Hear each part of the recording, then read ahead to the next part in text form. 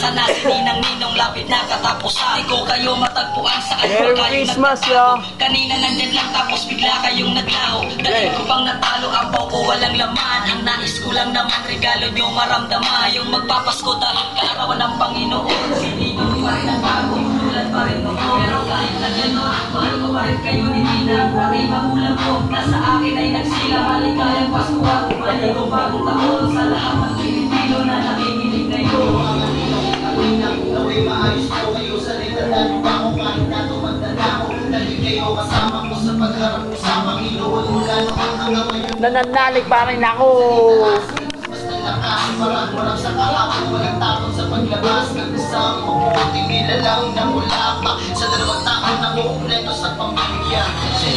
Ito matapat. Ayaw ko matapat. Sana ay makasama ko sila. Yan lang ang hinihiling ko. Merry Christmas and Happy New Year. Pero ito ay espesyal. Ang Pasko ay sumapit na naman. Kaya bawat Yan ang wala kayo na meron kami. lahat